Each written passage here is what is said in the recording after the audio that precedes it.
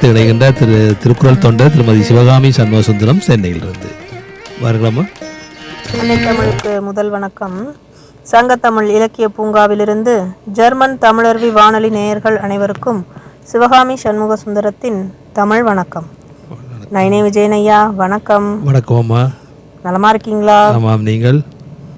நானும் நலமாக இருக்கிறேன். சிறப்பு. சசிகலாமா வணக்கம். வணக்கம் சிவகாமி. நலமா இருக்கீங்களா? இருக்கிறோம் அம்மா, நீங்கள்?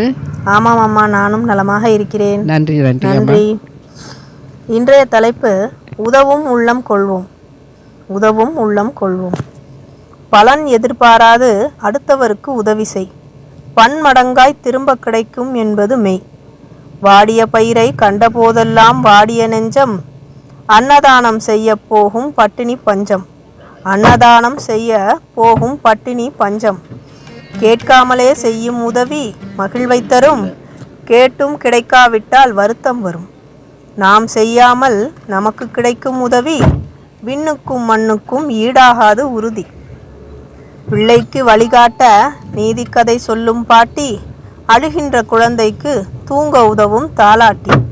பசிக்கின்ற பிள்ளையின் பசி தீர்க்கும் பால். படிக்கின்ற பிள்ளையின் ஐயம் தீர்க்கும் ஆசான். உணவின் சுவைக்கு உதவும் உப்பு.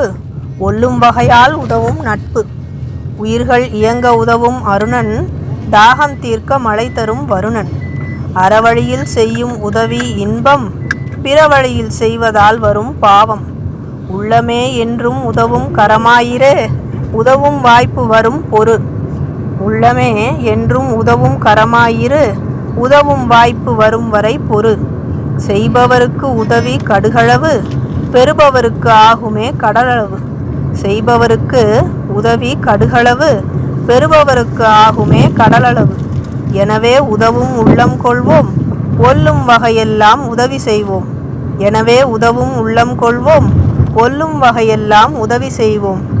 வாய்ப்பளித்த ஜெர்மன் தமிழருவி வானொலிக்கும் சங்கத்தமிழ் இலக்கிய பூங்காவின் ஒருங்கிணைப்பாளர் நீலகண்ட தமிழன் ஐயா அவர்களுக்கும் நன்றி கூறி விடைபெறுபவர் உங்கள் அன்பு சகோதரி சிவகாமி சண்முகசுந்தரம், சென்னை.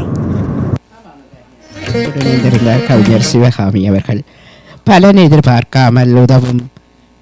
நாம் பல மடங்காக அதை திரும்ப பெறுவோம். எமக்கு கிடைக்கும் உதவியோ பூமியை விட பெரிதென்று எண்ணுவோம். அறவழியில் செய்யும் உதவி என்றுமே பெரிதாகத்தான் இருக்கும் என்று தன் கவிதையிலே தந்திருந்தார் கவிஞர் சிவகாமி. நன்றி அம்மா. மனமுள்ள இணைந்து சிறப்பியுங்கள். நன்றி, வணக்கம்.